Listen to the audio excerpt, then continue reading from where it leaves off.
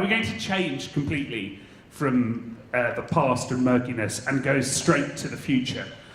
Delighted to have Ernie Edwards, who just asked the last question, from Aerion. I'm sure many of the people in the room are familiar with the Aerion project, but in the last year it's really gathering momentum, and so we're going to do this as an interview with as many audience questions as possible. And so I'm going to start with a really nice, easy one for you, Ernie. Yeah. When will we see Aerion flying? When will we see Aerion flying? We're scheduled to fly the airplane 5 years from now, and entry into service 2 years after that. So what are we, 2018 today? Late 2025 or early 26 entry into service. How much is one? $120 million. Okay, so good value. And the range, and how many passengers and range? Standard configuration in the airplane is 8 passengers, and we'll go up to 11 passengers in 1 or 2 different configurations. The standard airplane will go 4,200 nautical miles at 1.4 Mach and 5,300 nautical miles at 9.5 Mach. Excuse me, 0.95 Mach. Yeah, that's bloody fast, isn't it? 0.9. Never believe a salesman. 0.95 Mach, 5,300 nautical miles. So the top speed for the short range is 1 point. The top speed for the short range. If the fastest I can go in an Aerion is 1 point. The fastest you can go is 1.4 Mach, and that range is 4,200 miles. So you can get 0.095 or close to 0.9 in lots of long-range jets. Is that enough of a difference? Well, 0.95, according to our records, 0.95 is faster than any of the other current business jets, and that's our long-range cruise. We can go slightly faster than that at 0.99 and still stay under Mach 1, but the efficiency of the airplane is degraded somewhat. 0.95 is definitely the best long-range cruise. So if I was flying between Singapore and where would you like to pick? Oh, I figured that one out already. If Trump or I had used the airplane to come to Singapore this week, we'd have saved about 6.5 hours of flight time. Say Trump flying direct from Washington DC, 6.5 hours. Yes. How long did your actual flight take? I flew in from Miami. I arrived this morning. I was 26 hours. Airport to bedroom, 26 hours. Okay. One of the big announcements this year was that you're now working with Lockheed Martin. We are. In May of 2015, we announced our cooperation agreement with Lockheed Martin. We had an agreement with Airbus that expired at the end of 2017. We started discussing renewal of that agreement about March of last year, and they were a little slow in their responses. We later realized that they were negotiating with Bombardier to buy the C-Series, and therefore we understood why they'd been reticent to renew the contract. But having approached Lockheed to see if there was any interest as a plan B, we were very pleasantly surprised that they had been watching us for many, many years. And when we approached them, they said, yes, we'd love to take a look at the program. They did a deep dive on our program, liked what they saw, and decided that they wanted to help us develop the airplane. Why other business jet, you were president of a business jet division, why are other existing OEMs not targeting this space? First of all, it takes a lot of money, it takes a lot of time, it takes a lot of manpower. Most significantly has been the engine. The challenge of finding the right engine is something that Aerion has been pursuing since about 2006. We formed the company, Robert Bass and Dr. Richard Taylor formed the company back in 2003. And we searched for an engine, many different manufacturers. And it was only until May of last year that we discovered that GE had a particular variant of an existing commercially used engine that could be adapted for what we need to achieve at about 57,000 feet, and an engine that could be modified well enough to give us the sort of specific fuel consumptions that we need at altitudes, as well as comply with Stage 5 certification, which comes into effect in 2020.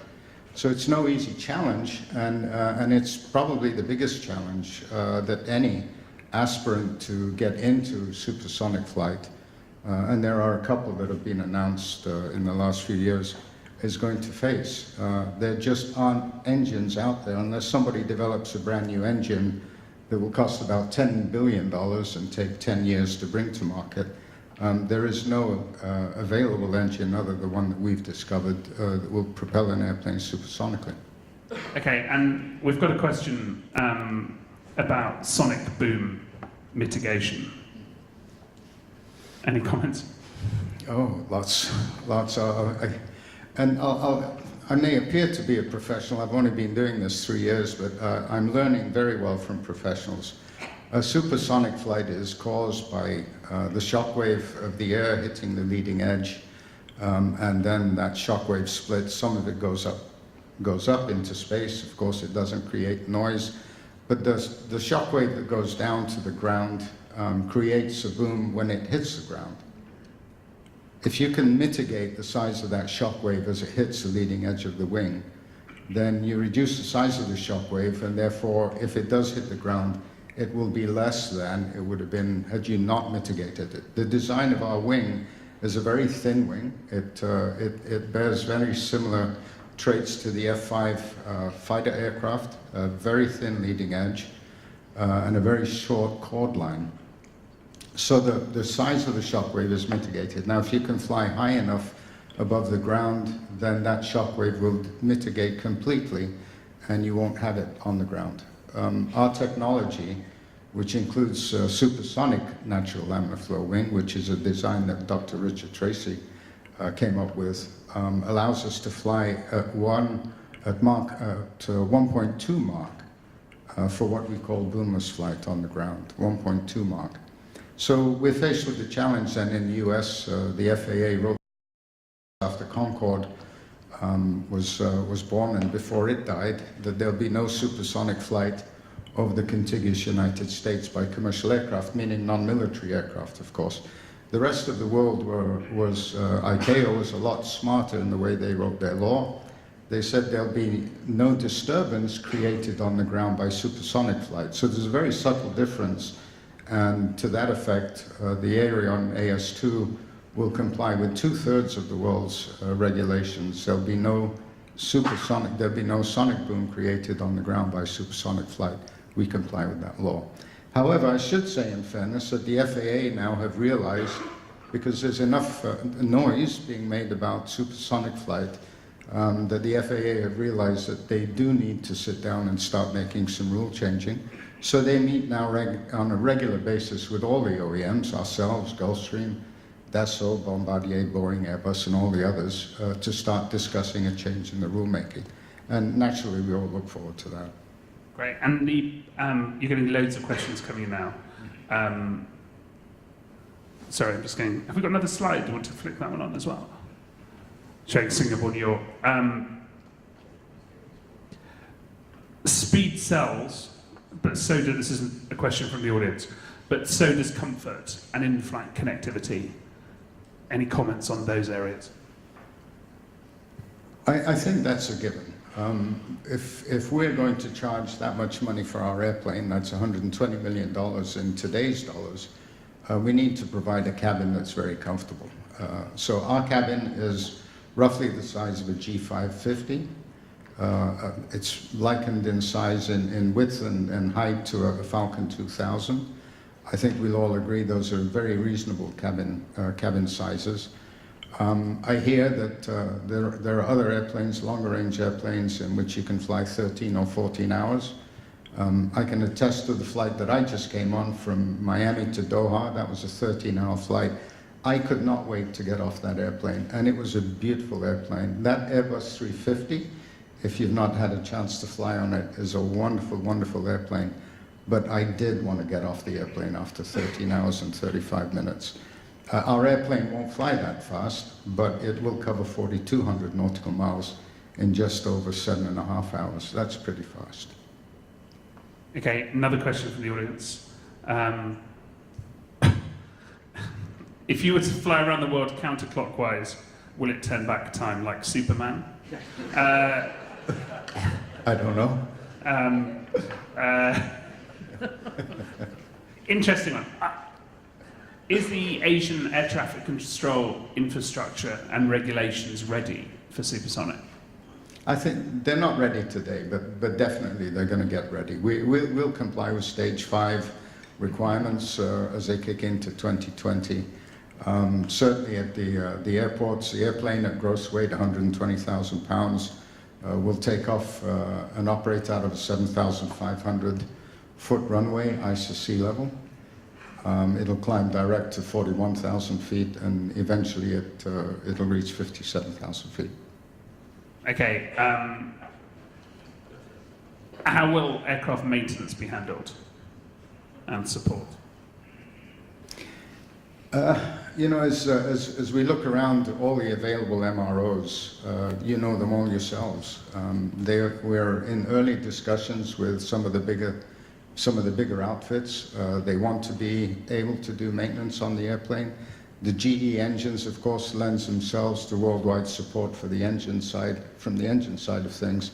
And we'll go to all the big guys like Jet Aviation, ExecuJet, and some of the others for support for the airplane. So everything is in place in terms of the facilities themselves.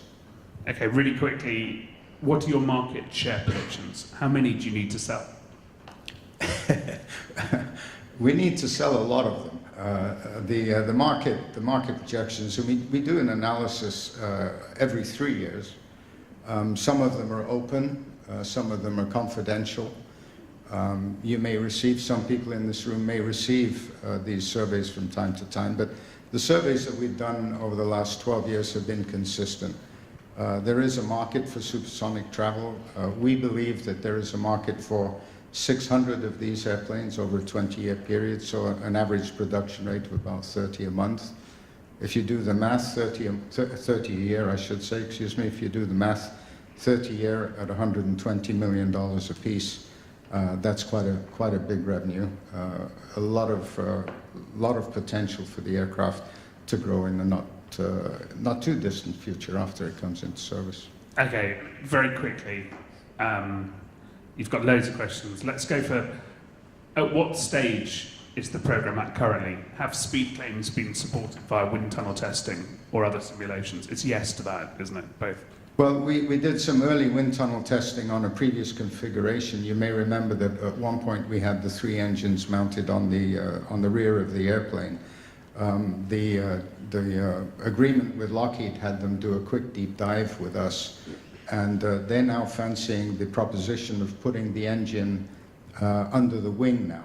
2 of the engines under the wing. That has the benefit of removing the very strong beam that would go through the rear fuselage to mount the 2 rear-mounted engines on.